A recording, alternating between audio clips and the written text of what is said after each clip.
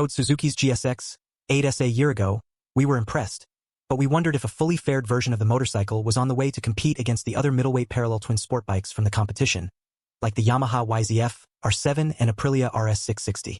Thankfully it was, and now we've had the chance to ride it. Take everything we love about the 10 best winning S model, add a more protective fairing to break the wind, keep the same awesome engine, and you end up with perhaps Suzuki's most versatile sport bike. It's no secret that we are currently in the middle of a new parallel twin heyday in motorcycling. This format has been adopted by all 4 of the Japanese companies and a large chunk of European companies as well.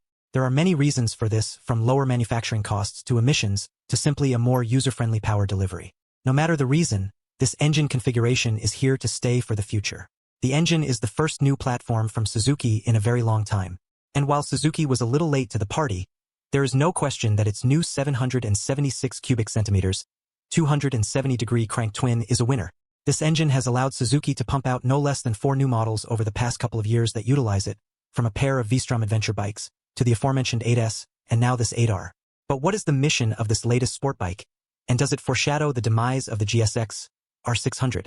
Mentally jumping between the previous models that we've ridden powered by this engine, we recall how much we like the 776 cubic centimeters parallel twin. In the adventure models it provides the tractable broad power that you want on loose dirt surfaces, while in the 8S it provides excellent real-world delivery that is equally useful around town or jumping out of tight hairpin corners on a mountain road.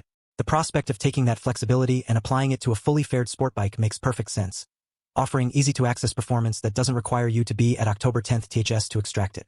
Our 2 days riding the GSX 8 are backed up our expectations both on the street and on the track.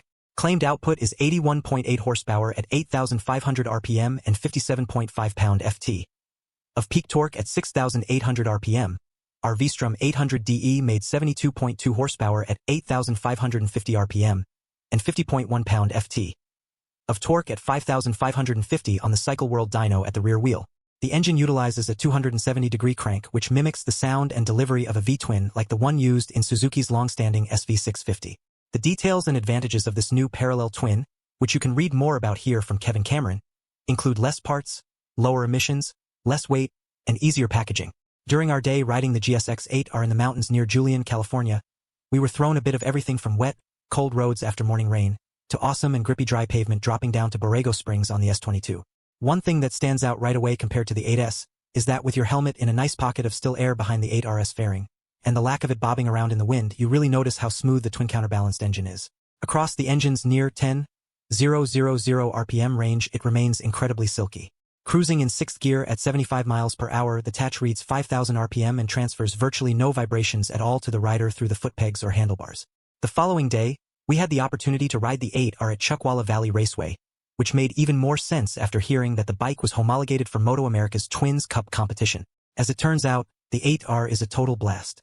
Those same traits that make the engine so enjoyable on the street easily translate to the track. The engine's best attribute is once again its broad spread of power and torque. With a dry track and a switch from the bike stock tires to a set of sticky Dunlop Sportmax Q5S, we set the mode to A and TC to 1, and headed out for 4 hours of open track time.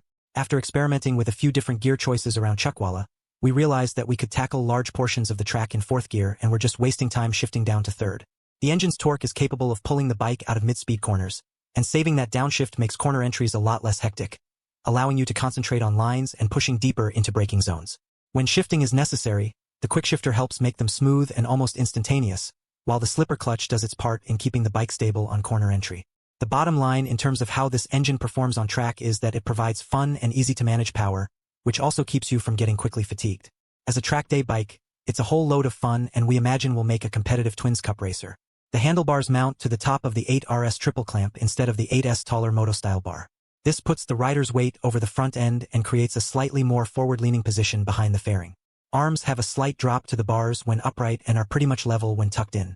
The foot peg position is identical to the 8S, which is comfortable and roomy compared to most full-on supersport bikes like Suzuki's own GSX R600, with a slight bend at the knee for this 5'11" tester, proving relaxed and never cramped. Suspension worked very well on our road ride, providing consistent damping that handled bumps well, but was firm enough to keep the bike from wallowing or blowing through the travel despite the limited adjustability. The brake package is solid too, providing good power and predictable bite from the twin Nissans. Nothing about the chassis feels compromised, with all of the components providing sporty performance, but also helping to keep this bike's price in check. The mirrors are styled nicely and offer good rearward vision, while the front brake lever has provisions for adjustment. Would these components be able to handle the torture of a track day the following day?